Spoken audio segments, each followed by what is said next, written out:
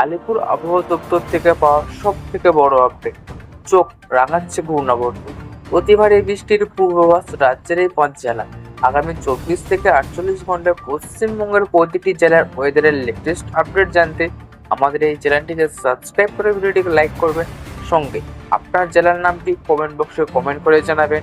ফলে পরবর্তী ভিডিও আপনার জেলার খবর সবার আগে সবার প্রথম পৌঁছে দেওয়া হবে আপনার কাছে। বিগত কয়েক সপ্তাহ ধরে দক্ষিণবঙ্গ জুড়ে বর্ষা শুরু হয়েছে। আগামী কয়েকদিন বজায় থাকবে এই আবহাওয়া।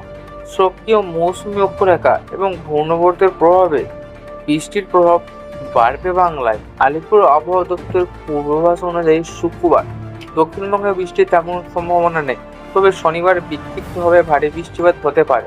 পুরুলিয়া, বীরভূম এবং পশ্চিম বর্ধমানে বিক্ষিপ্তভাবে ভারী বর্ষণের সম্ভাবনা রয়েছে। দক্ষিণবঙ্গের পাশাপাশি উত্তরবঙ্গেও তুমুল বৃষ্টি হতে পারে বলে জানানো হয়েছে। আজ আকাশ মূলত আংশিক মেঘলা থাকবে।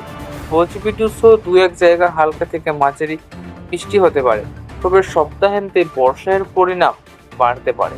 ভারতে জানাচ্ছে ঘূর্ণাবর্ত এবং সক্রিয় মৌসুমী অক্ষরেখার প্রভাবে বাংলা জুড়ে বর্ষণ হতে পারে। উত্তরে 5টি জেলায় ভারী থেকে অতি ভারী বৃষ্টিপাতের পূর্বাভাস রয়েছে। দক্ষিণবঙ্গে এই মুহূর্তে ভারী বৃষ্টির তেমন সম্ভাবনা না থাকলেও উত্তরবঙ্গে তুমুল বর্ষণ হতে পারে। অতি ভারী বৃষ্টির সতর্কতা জারি করা হয়েছে সেখানে। আলিপুরদুয়ারে প্রবল বর্ষণের সতর্কতা রয়েছে। আজ ভারী বৃষ্টি হতে পারে দার্জিলিং, কালিম্পং, জলপাইগুড়ি এবং কোচবিহারে। উত্তরের দিকে 3 জেলায় বজ্রবিদ্যুৎ সহ হালকা মাঝারি বৃষ্টির সম্ভাবনা রয়েছে। আলিপুরদুয়ারে বাদে বাকি জেলাগুলিতে শনিবার অবধি ভারী বর্ষণের সম্ভাবনা রয়েছে। এদিকে রবিবার থেকে দক্ষিণবঙ্গে বৃষ্টি বাড়তে পারে। 24 পরগনাতে বিক্ষিপ্তভাবে ভারী বৃষ্টিপাত হতে পারে। এছাড়া দক্ষিণের বাকি প্রত্যেকটি জেলাতে ওয়ান স্প্রেড রেনের সম্ভাবনা আছে আগামীকাল মঙ্গলবার অবধি। এই মুহূর্তে মৌসুমী অক্ষরেখা বাংলার ওপর বিস্তৃত আছে।